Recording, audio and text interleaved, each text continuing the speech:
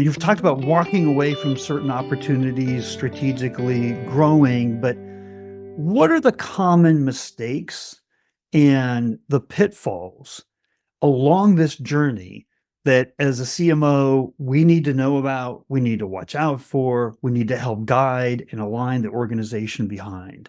What are the common mistakes that we just don't want to keep running our head against the wall on?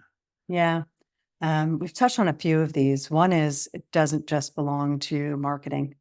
People love to think that ICP is it's just a marketing tactic. It just decides where your marketing dollars are spent. And it's so much more than that. It is strategic direction in the business, first and foremost. The second, also another point we've touched on, is it's the only marketing you're doing or the only focus that you can't, it's rigid.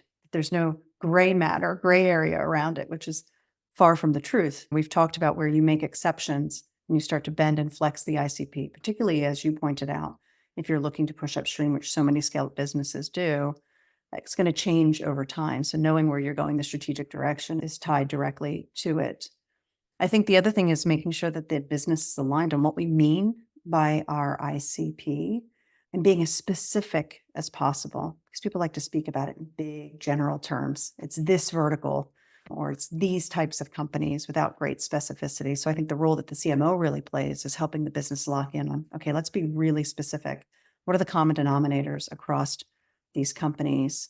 Firmographic information is one thing, but what are some of the subtle nuances about these businesses, the way they're structured, the way they operate, the way they present their brand to the market that can tell us and help us understand if they're a good ICP match?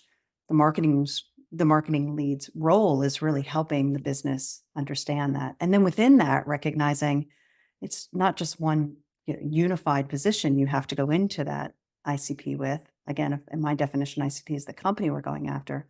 You've got a lot of different personas and influencers in that B2B sale that you need to be speaking to and presenting your brand to. So thinking about how the positioning is tailored towards each of those different stakeholders in the process is a critical part. So it's a bit layered, right? It's thinking about the strategic ICP, but then within that, who the individuals are that we need to reach in that account and how we reach them, what motivates them.